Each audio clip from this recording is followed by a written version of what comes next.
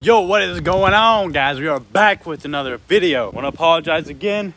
I said I didn't make any promises this time, but I said I was gonna make a video on the new leaf springs that I got, installing them stuff. But once again, I didn't. But here we are now. I'm gonna explain to y'all how to do it and explain how much better these are than riding on 4-inch blocks. The point of these leaf springs, for me at least, was for not squatting so much when I'm hauling in the back of my truck and just not riding with 4-inch blocks all the time. This is a 6-inch lift, and I wanted it to just be sitting on straight leaf springs because that's just better in my opinion, and overall it's a better ride, and it takes care of axle wrap if you're just on, leaf springs. So let me show you how it looks. So boom, this is them. As y'all can tell, no block except the little shim or overload spring. I think this is the overload spring. I forget what that one's called, but it came with like what, a 1/2-inch block or whatever you want to call it. Pretty nice. Oh yeah, the only thing we had to get other than these that was mandatory is U-bolts, shorter ones like the OEM size. And then it's not mandatory, but we just went ahead and got new shackles, and what these came with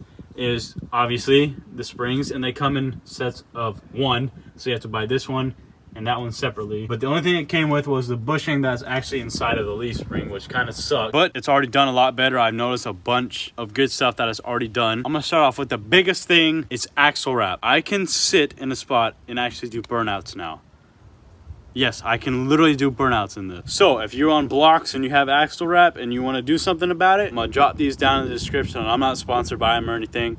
I just want to fix y'all's problems if you're having the same thing as me, and I've already done it and it's helped, so why not tell y'all how to do it and which ones to get. Now, like I said, in my case, this is a 6-inch lift, a rough country lift that I have on this truck, and obviously that means a 4-inch lift in the back.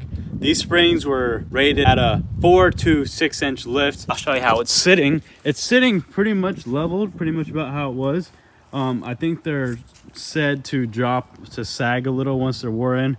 I think I've been driving with it for about probably like 2 to 3 days now. And like I said, I'm doing burnouts. Matter of fact, let me show y'all. It's nothing to be really proud of, but I'll show y'all one of my burnout marks. There's one right here, not really much at all. And then there's one right there. Look at her. I really need to get the F for this. I'm tired of driving an Ord. Sorry if I'm jumping all over the place. I just really like these things, and I definitely think y'all should get them. Another reason why I got them, like I said, is so I don't squat so much when I'm actually hauling stuff in the back of my truck. I would say at about 400 pounds, I was already starting to squat a magnificent amount, probably like 2 to 3 inches. Haven't loaded anything heavy in there yet, so I wouldn't be able to tell y'all how much it helped on that part. But axle wrap, it's not completely gone, but it fixed it magnificently. Just from these 2 to 3 days I've been having it, I recommend them 100%. Sorry for the wind once again. I don't know why it's been so windy here recently. And I also said gonna make a video about this on how to install them, and of course I didn't. So that's why I'm making this video now, so I can explain to y'all how we did it and the stuff you're gonna need. So obviously, as I already said, mandatory to get smaller U-bolts if you had blocks before, and I would probably get some new shackles like we did. But now on to what you're gonna need. So this is how we did it. You might do it a different way, but this is how we did it. So you're gonna need 2 jack stands and a hydraulic jack, whatever you wanna call it, one where you pump it up, obviously. So you get the jack stands, and you're gonna wanna put one right here, and then in the same spot on the frame on the other side, and then you want to get your jack, put it under the rear end, lift it up to where you're getting a little bit of pressure off everything, and then first thing first, you undo all the U-bolts to finger tight to where they're at the very top, to where you could just slide them off, but you don't want to slide them off yet. So once you do that, you're going to want to undo this one, or this was in my case. So if you got new shackles, you only need to undo the bottom one to take it off, obviously. So now that's off and your U-bolts are completely loosened. And then you're gonna wanna do this one. So obviously you're gonna have a bunch of pressure on it. So what we did is, I think, lower the rear end about as low as it could go, and that put most of the pressure off of everything. Then if the bolts are still stuck in there a little bit, go ahead and knock them out. Everything should fall out. Take off the U-bolts, take out the old spring and block, which I'll show you all mine in a second, and then put it in the same way you took it out. Very simple, guys. We did it in like an hour and a half on both sides. Both sides are the exact same. That's how you install it. Pretty simple, pretty easy. Doesn't take a big brain to do it. Obviously, look at me. And I'm gonna show y'all what came off of it, just so y'all know I'm not BSing. So these are my old ones, the OEMs.